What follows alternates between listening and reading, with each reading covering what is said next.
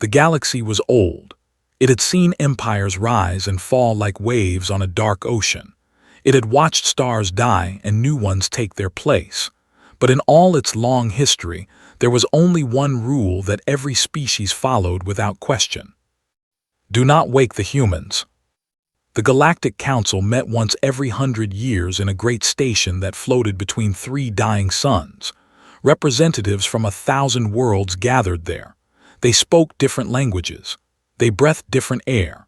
Some had scales, others had feathers, and some had no bodies at all. But they all agreed on one thing. Earth was forbidden. The oldest member of the council was a being called the Keeper. Nobody knew how old the Keeper truly was. Some said he had lived for 1,000,000 years. Others said he was as old as the galaxy itself. He had no real form. He appeared as a cloud of soft blue light that floated above his seat. "Why do we fear them so much?" asked a young delegate from a small planet near the outer rim. His name was, and his people had only joined the council 300 years ago. "They are just one species on one small planet. We have fleets that could burn their world to ash in a single day." The chamber fell silent. Every eye, every sensor, every mind turned to look at. The Keeper's light grew brighter. "You are young," the Keeper said, his voice like wind through ancient trees. "So I will tell you the story that we tell every new member. Long ago, before your world had life, humans walked among the stars." Leaned forward. This was not what he had expected to hear. "They were not like us," the Keeper continued. "They did not expand slowly. They did not build carefully. They spread like fire. In just 10,000 years, they had conquered half the galaxy. They built weapons that could crack planets in two. They created machines that could think faster than any living mind. And worst of all, they never stopped fighting." "What happened to them?" asked. "They fought each other," the Keeper said.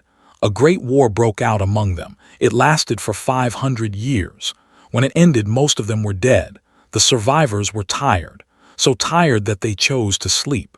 They returned to their home world, to Earth, and they put themselves into a deep sleep. They locked their memories away. They became simple creatures again, forgetting everything they had been. So they forgot they were once conquerors. Yes, but their bodies remember. Their blood remembers.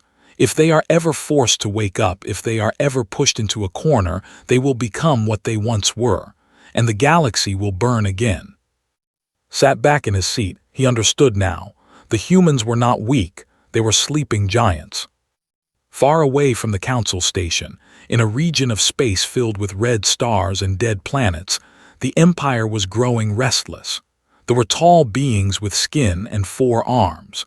They had built their empire through war and conquest. They believed that strength was the only law that mattered. Commander stood on the bridge of his flagship, the Iron Claw. He was taller than most, and his eyes were the color of blood. He had won 100 battles and had never known defeat. "Show me the map," he ordered. A hologram appeared before him. It showed the galaxy in glowing lines and dots. Most of it was colored in different shades, showing which empires controlled which regions. But there was one area that was marked in black.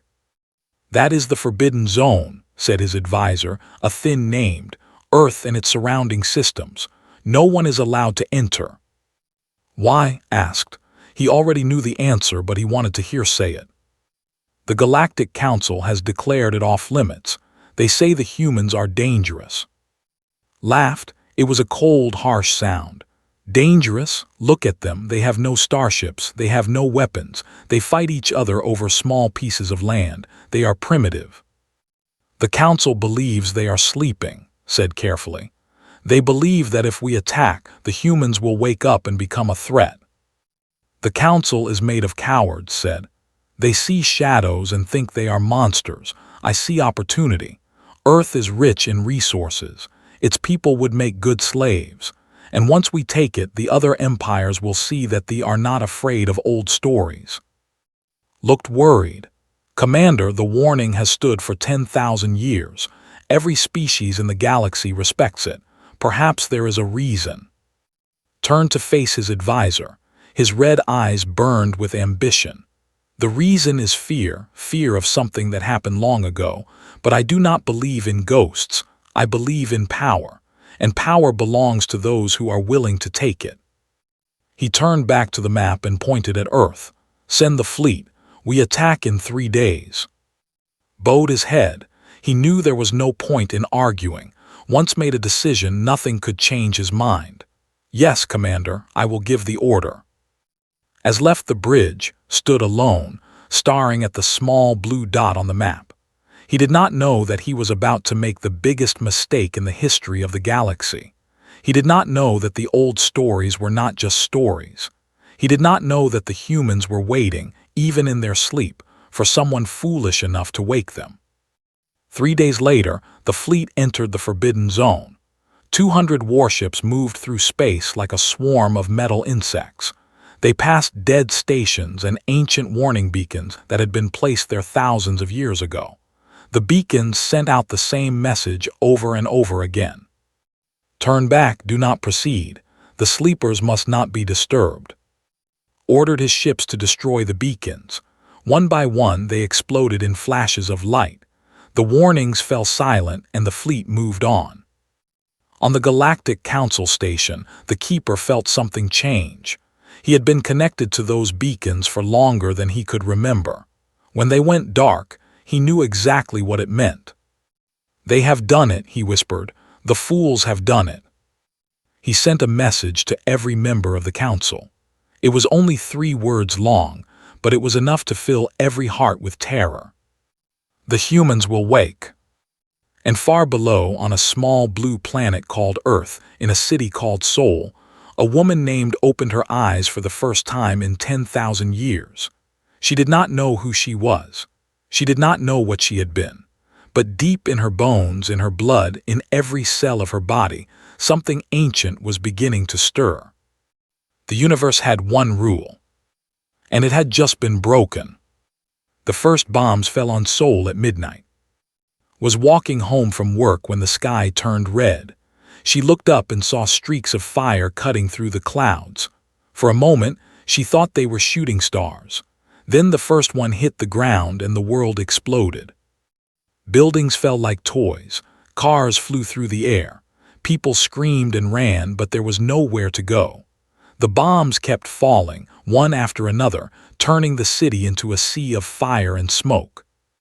Was thrown to the ground by the force of a nearby explosion. Her ears rang. Her vision blurred. She could taste blood in her mouth. All around her, people were dying. She could hear their cries, their prayers, their last breaths. She should have been afraid, she should have been crying. But instead she felt something else. Something cold and hard was growing inside her chest. It felt like ice, but it burned. It felt like sleep, but she was more awake than she had ever been. She stood up slowly. Her body hurt, but her mind was clear, clearer than it had ever been before. And then the memories came. They flooded into her mind like a river breaking through a dam.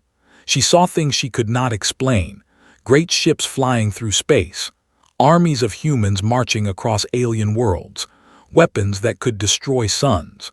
She saw herself, but not as she was now. She saw herself as a warrior, a commander, a queen of the stars. 10,000 years of forgotten history poured into her brain in a single moment. She fell to her knees and screamed, not from pain, but from the weight of what she now remembered. She was not just. She was the last admiral of the human empire, and she had been sleeping for far too long. Across the world, the same thing was happening to billions of people. In Tokyo, a businessman named collapsed in his office as memories of ancient battles filled his mind. In New York, a teacher named stared at the falling bombs and remembered how to build weapons that made them look like toys. In London, a young girl named watched her parents die and felt something unlock inside her soul. The genetic locks that had kept humanity asleep for 10,000 years were breaking. The attack had triggered an ancient defense system buried in their DNA. The more they suffered, the more they remembered. The more they died, the stronger the survivors became. Stood up again. The bombs were still falling, but she no longer noticed them. Her mind was working faster than it ever had before. She could see patterns in the explosions. She could calculate where the enemy ships were based on the angle of the attacks. She could already imagine how to fight back. She looked around and saw other survivors standing up. Their eyes had changed. They no longer looked confused or afraid. They looked like predators who had finally spotted their prey. "Can you hear me?" called out. A man stepped forward. His clothes were burned and his face was covered in ash, but his eyes were sharp and clear. "I am," he said. "I was a captain in the old empire. I remember everything." "I am Wu," said another man, younger but with the same look in his eyes. "I was a soldier. I know how to fight." More people gathered around them. Some were old, some were young. Some had been doctors and teachers and workers, but now they all remembered what they truly were: warriors, conquerors, the most dangerous species the galaxy had ever known. "They came to destroy us," said, her voice cold and steady. "They will learn why that was a mistake." The fleet had expected the attack to be easy. Their scanners showed no advanced technology on Earth, no energy shields, no defense systems, just primitive cities filled with primitive people. Commander watched the destruction from his ship with satisfaction. "See, they cannot even fight back." The Galactic Council was afraid of nothing, but was staring at his screen with wide eyes. "Commander, something is wrong." "What do you mean?" "The life signs on the planet, they are changing." His voice trembled. "Before the attack, we counted 8 billion humans. Now I am reading different signals. The energy patterns are shifting. It is like they are transforming into something else." Frowned. "That is impossible. Show me." The screen changed to show a map of Earth. Normally, life signs appeared as small green dots, but now all across the planet the dots were changing color. They were turning red, one by one, spreading like a wave across every continent. "What does red mean?" asked. Swallowed hard. "Red means enhanced. It means their physical and mental abilities have increased beyond normal levels. Commander, it is happening to all of them. Every single human on the planet is becoming stronger." For the first time in his life felt a small seed of doubt in his heart, but he pushed it away. "It does not matter. They still have no ships. They still have no weapons. Continue the attack. Kill them all before they can do anything." But it was already too late. In Seoul, and the other survivors had found shelter in an underground train station. Hundreds of people gathered there, all of them awake now, all of them remembering who they really were. "We need to fight back," Wu said, "but we have nothing. No ships, no weapons, nothing." Smiled. It was not a kind smile. "We have everything we need. Look at what they are using against us. Plasma bombs, gravity missiles. They are advanced, yes, but we invented that technology. We created it 10,000 years ago." She knelt down and drew on the dusty floor with her finger. "The ships that are attacking us use power cores based on compressed energy fields. I remember how they work. More importantly, I remember how to break them." Nodded.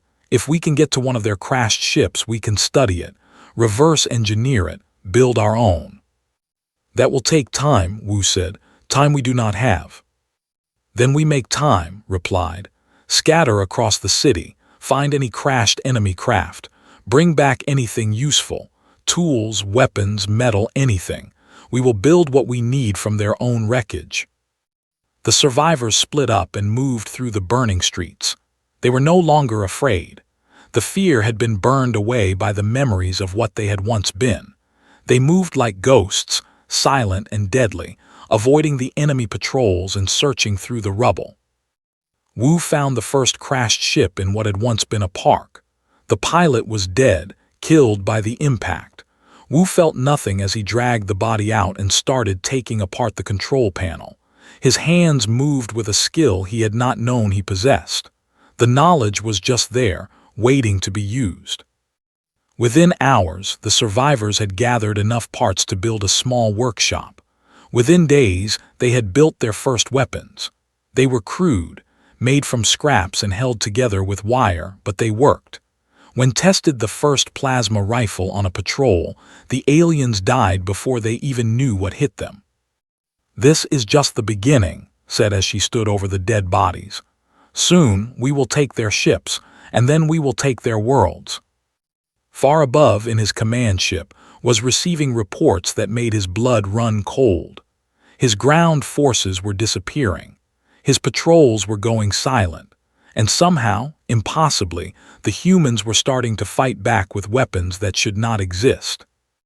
"How is this possible?" he shouted. "They were primitives." Had no answer. He only stared at the screen, watching as more and more red dots appeared on the map of Earth. The humans were waking up. And they were very, very angry. 3 months had passed since the first bombs fell on Earth. They had expected the war to last 3 days. They had expected to burn the cities, kill the people, and claim the planet as their colony. Instead, they found themselves trapped in a nightmare that grew worse with every passing hour. Stood in what had once been an underground factory. Now it was something else entirely. Thousands of humans worked day and night, building weapons and ships from the wreckage of vessels. The air was thick with the smell of hot metal and burning energy cores. Sparks flew in every direction as workers welded pieces of alien technology together. "How many ships do we have now?" asked. Walked beside her, checking a tablet in his hands. 47, all of them small fighters, nothing bigger than a transport ship, but they work. Our pilots have already shot down over 200 enemy craft. "Not enough," said. "They have thousands of ships in orbit. We need more. We need bigger vessels with heavier weapons." Nodded. "There is a problem with that. They have pulled back to high orbit. They are no longer sending ground forces. They are just bombing us from space." "They are afraid to come down," said with a cold smile. "Good. Fear is the first step toward defeat." She stopped in front of a massive structure that was taking shape in the center of the factory. It was the skeleton of a warship, much larger than anything they had built before. Workers crawled over it like ants, fitting pieces together, running cables, installing weapons. "How long until this one is ready?" asked. 2 weeks, said a young woman who approached them. Her name was, and she had been an engineer in her past life. Now she was the head of all construction efforts. "But we are missing some key parts. The power core is only working at 60%. We need components that we cannot make ourselves." "Then we will take them," said. "There is a supply station on the moon. Our scouts found it last week. Prepare a strike team. We attack tonight." Bowed his head. "It will be done." That night, 15 human fighters launched from hidden bases across the planet. They moved in complete silence, their engines modified to produce no heat signature. The sensors, designed to detect large and loud ships, could not see them at all. Wu led the strike team. He sat in the cockpit of his fighter, his hands steady on the controls. He could feel the memories of 1,000 battles flowing through his mind. He knew exactly how to fly, how to fight, how to kill. It was as natural as breathing. The moon appeared before them and cratered. The station was on the far side, hidden from Earth. It was a large complex with landing pads, storage buildings, and defense towers. Wu counted at least 50 guards and a dozen patrol ships. "Remember the plan," Wu said through the radio. "Fast and quiet. We get in, take what we need, and get out. No mistakes." The fighters dropped down toward the surface. They landed in a crater a few kilometers from the station, and the pilots climbed out. They were all wearing suits made from modified armor, taken from dead soldiers and rebuilt to fit human bodies. Wu led them across the dust. They moved in perfect formation, each one knowing exactly where to go without being told. The genetic awakening had done more than restore their memories. It had connected them in ways they could not fully explain. They could sense each other's positions, feel each other's intentions. They fought as one mind in many bodies. The first guard died without making a sound. Wu grabbed him from behind and broke his neck before he could call for help. The second guard fell to a silent shot from a plasma pistol. One by one, the humans cut through the outer defenses like ghosts. Inside the storage building, they found what they needed. Power cores, navigation systems, weapons components, all neatly organized on shelves. Wu smiled behind his helmet. "Load everything," he ordered. "We take it all." But as they were loading the last crates, an alarm started blaring. An officer had discovered the bodies and raised the alert.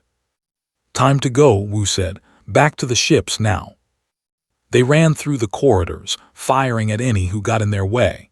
The station was waking up and soldiers were pouring out of every door. But the humans were faster, stronger, and more skilled. They cut through the enemy like a knife through paper. Wu was the last one out.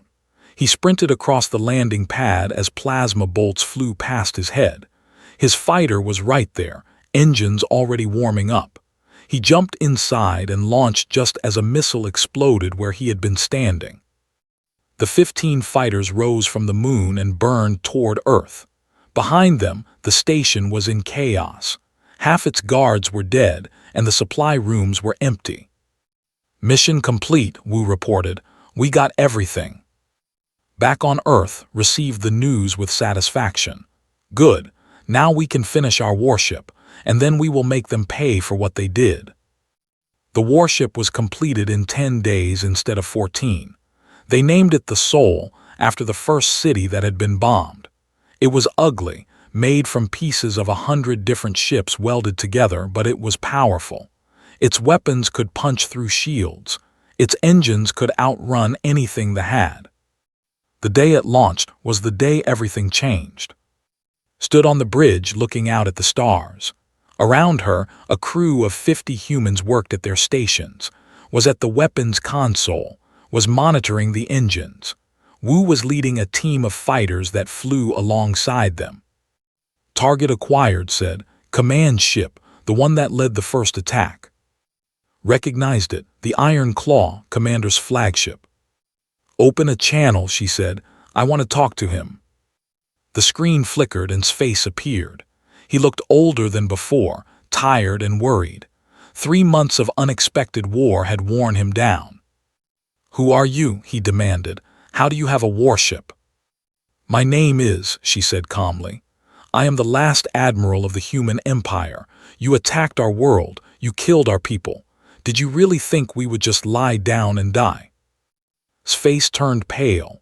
"The human empire fell 10,000 years ago. You are primitives. You cannot."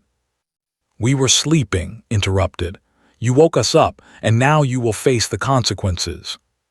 She cut the channel and turned to, "Fire everything." The Soul opened fire.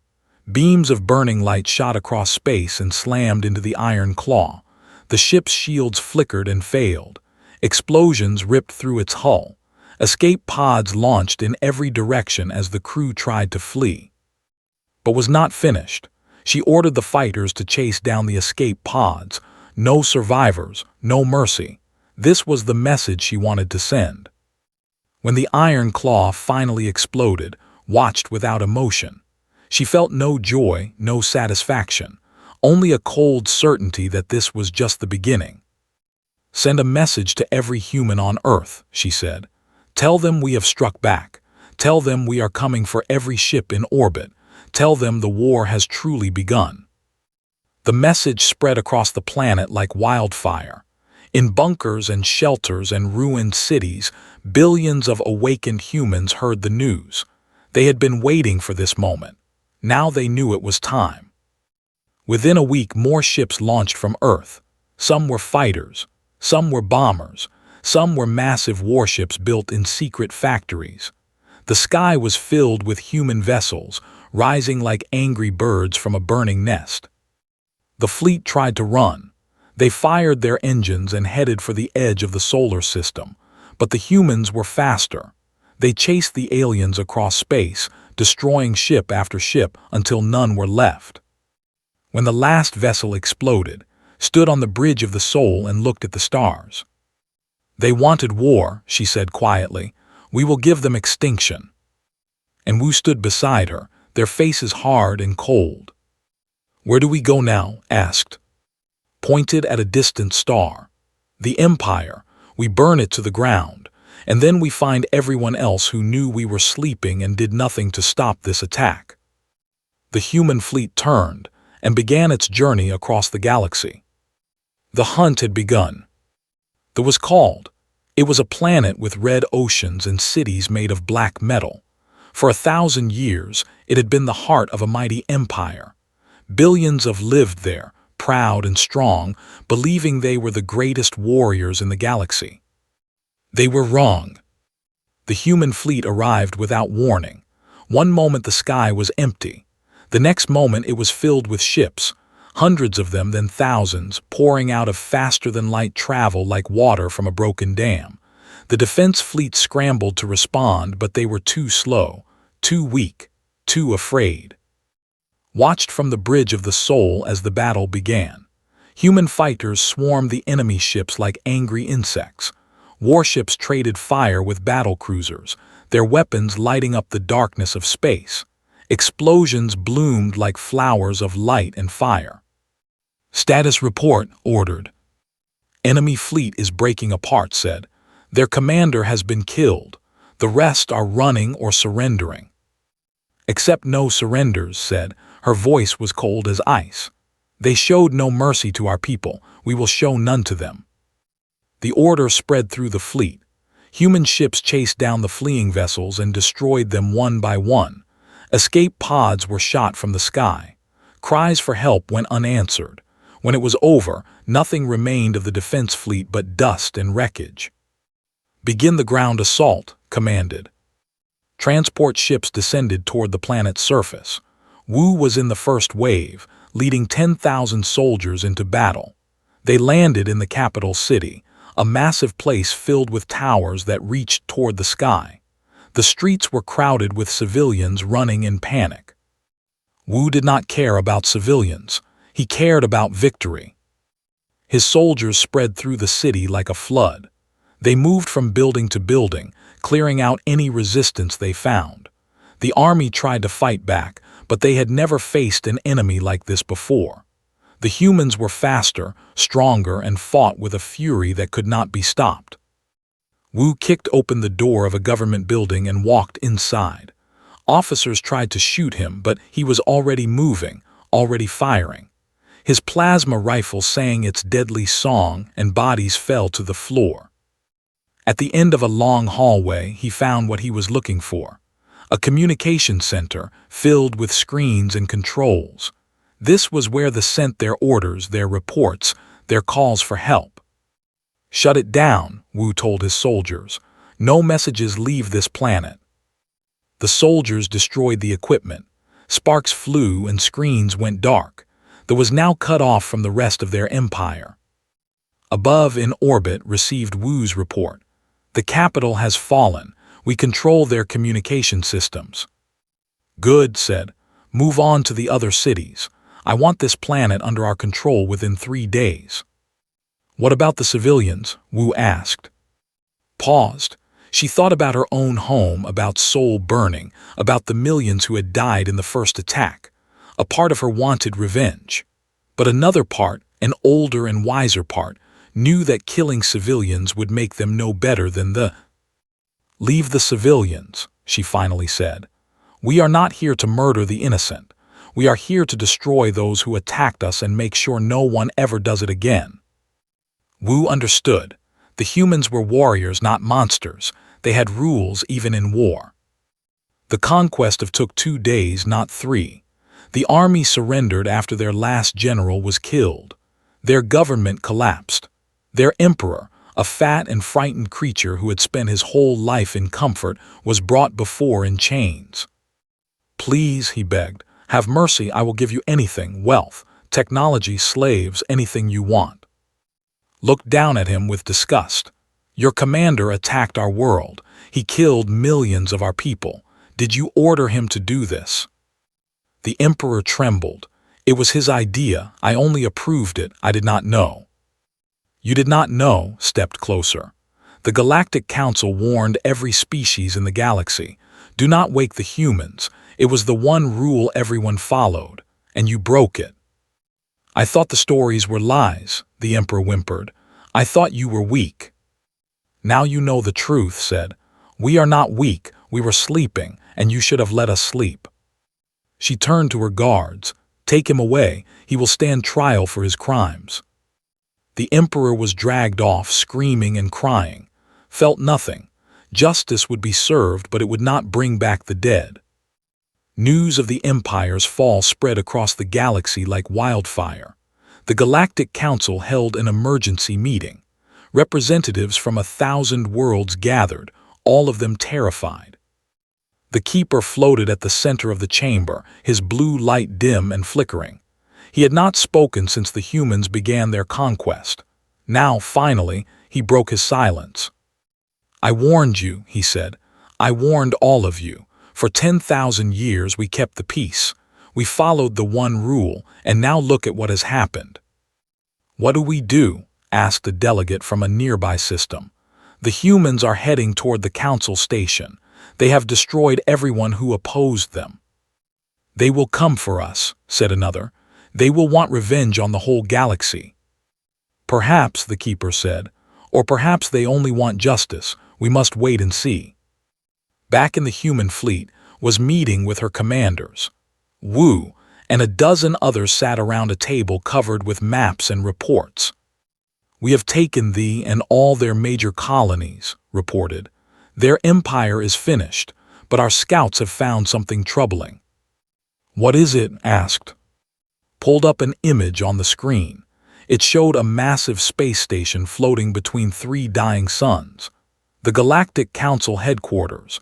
Our intercepted communications show that they are debating what to do about us." "Some want to fight," added. "They are calling for a united fleet to stop us." "Others want to surrender," Wu said. "They think if they give us what we want, we will leave them alone." Studied the image. The council station was huge, bigger than any ship or base she had seen. It would be a difficult target to attack. "What do they know about us?" she asked. "Everything," said. "The Keeper, the oldest being in the galaxy, has records of our ancient empire. He knows what we were, what we are capable of." Nodded slowly. "Then he knows why we must never be attacked again. The question is whether the rest of the council understands that." "Should we attack?" Wu asked. His hand was already on his weapon. He was ready for war as always. Shook her head. "Not yet. First, we talk. We show them that we are not mindless destroyers. We give them a chance to do the right thing." "And if they refuse?" asked. His eyes grew cold. "Then we do what we must, but I hope it will not come to that. We have already lost too much.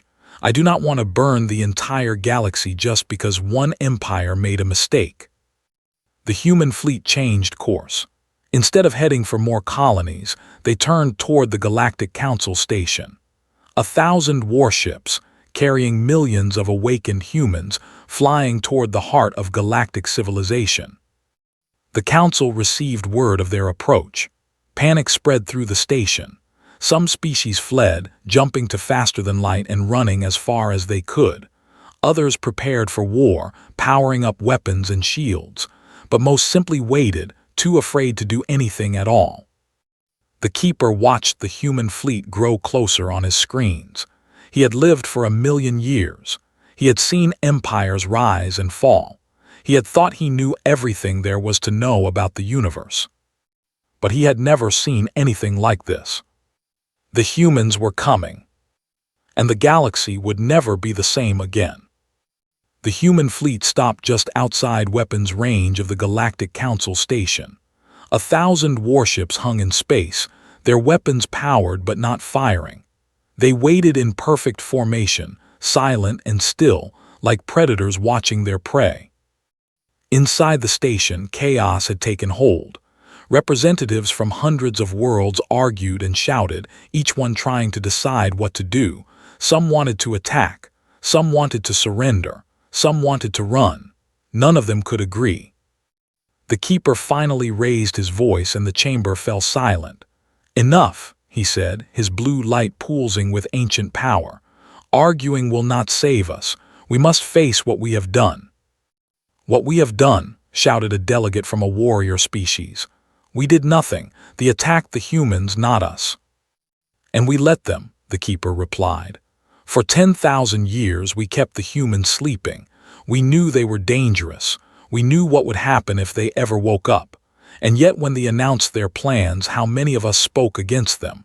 How many of us tried to stop them? The chamber was silent. Everyone remembered the meeting 3 months ago when had first proposed the attack on Earth. Many had worried, but none had acted. They had told themselves it was not their problem. They had hoped the old stories were just myths. They had been wrong. A ship is approaching, announced a technician. It is human. They are requesting permission to dock. Every eye in the chamber turned to the screen. A single human shuttle was flying toward the station. It carried no visible weapons. It sent no threats. It simply asked politely to come aboard. Let them in, the keeper said. Are you mad? Demanded the warrior delegate. They will kill us all. If they wanted us dead, we would already be dead, the keeper replied. They have 1,000 warships, we have 50. They could destroy this station in minutes. Instead, they send one small shuttle and ask for permission. They want to talk. We should listen. The shuttle was allowed to land. Minutes later, the doors of the great chamber opened and walked in. She was alone. No guards, no weapons, no protection of any kind. She wore a simple uniform of dark with no medals or decorations. Her black hair was cut short and her eyes were calm and cold. She walked to the center of the chamber and stopped. 1,000 alien eyes watched her, some with fear, some with hatred, some with something that might have been respect. I am, she said. Her voice was clear and carried to every corner of the room. I speak for humanity. The keeper floated forward. Welcome, Admiral, we have been expecting you. I know what you are thinking, continued, ignoring the formal greeting. You are thinking about the old days, about what humanity was before we chose to sleep. You are afraid that we have come to conquer, to destroy, to burn the galaxy as we almost did 10,000 years ago. She paused and looked around the chamber. You are right to be afraid. We remember everything now. We remember the wars we fought, the worlds we conquered, the mistakes we made. We remember the anger that nearly destroyed us. A murmur ran through the crowd. This was not what they had expected to hear. But we also remember why we chose to sleep, said. We were tired of war, tired of death, tired of being the monsters that everyone feared. We locked away our memories and became simple creatures again, hoping that one day we could start over, that we could be better. She turned to face the keeper directly. They took that choice away from us. They woke us up with fire and death. They killed millions of our people before we even knew what was happening. And now that we are awake, we cannot go back to sleep. The locks are broken. Our memories have returned. We are what we were, whether we like it or not. What do you want? The keeper asked quietly. Reached into her pocket and pulled out a small device. She placed it on the floor and a hologram appeared.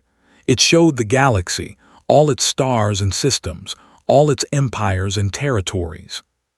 We want peace, said. True peace. Not the kind built on fear and secrets.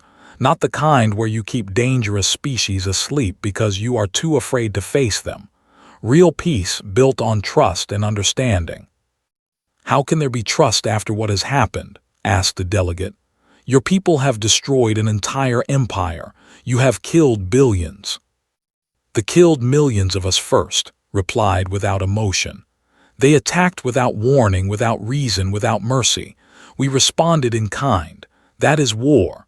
That is what happens when you wake a sleeping giant. She gestured at the hologram. But the war is over. The empire has fallen. Their fleets are dust. Their leaders are in chains. We have no desire to continue fighting. What do you want from us? The keeper asked again.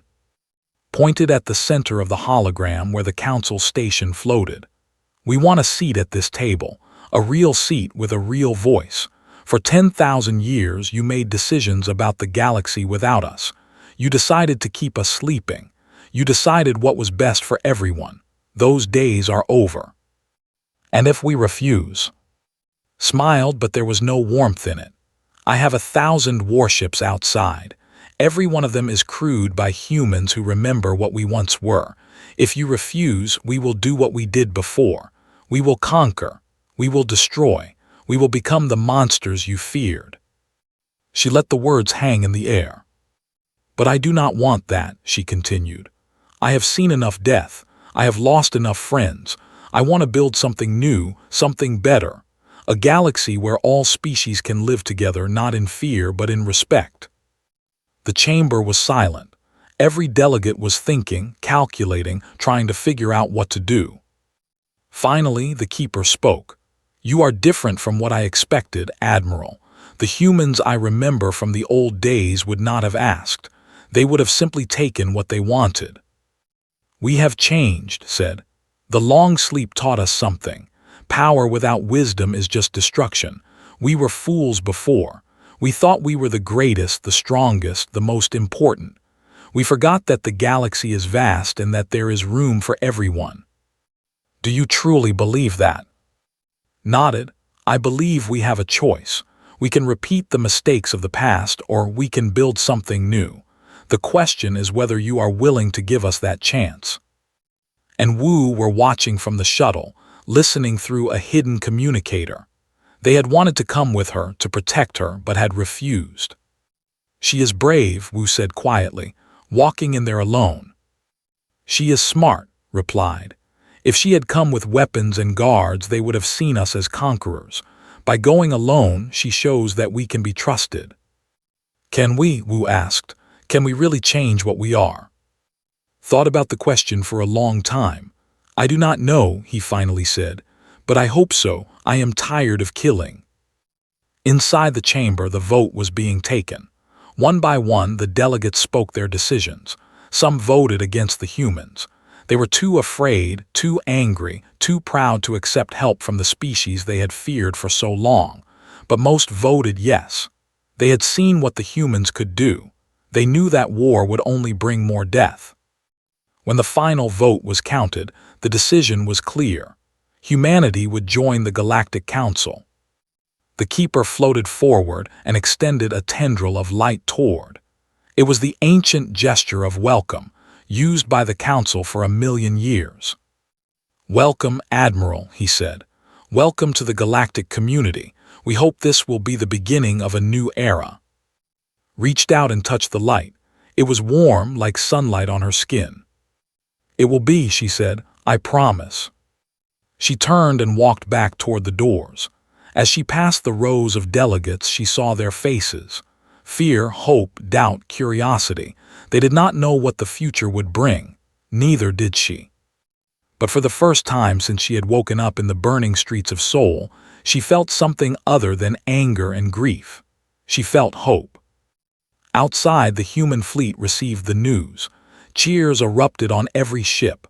Soldiers who had been preparing for war now celebrated peace. They had won, not through destruction, but through something better. Met as she stepped off the shuttle, is it really over? The war is over, said. The work is just beginning. We have a galaxy to rebuild, alliances to form, trust to earn. It will take generations. She looked out at the stars, at the countless worlds that now looked to humanity for leadership. But we will do it, she said. We will be better than we were before. We have to be. The universe gave us a second chance. We cannot waste it. Wu joined them, his face serious. What about the ones who voted against us? What about the species that still want us dead? Thought about the question. We watch them. We protect ourselves. But we do not attack first. We prove through our actions that we are not the monsters they feared. We show them that humanity can be trusted. She turned to face her two oldest friends. The universe had one rule. Do not wake the humans. They broke that rule and they paid the price. But now we make a new rule, a better rule. What rule? Asked. Smiled, and this time there was real warmth in it. Never underestimate what humans can do when they work together, not for war, not for conquest, but for something worth building. She looked up at the stars one last time. We are awake now, and we have work to do.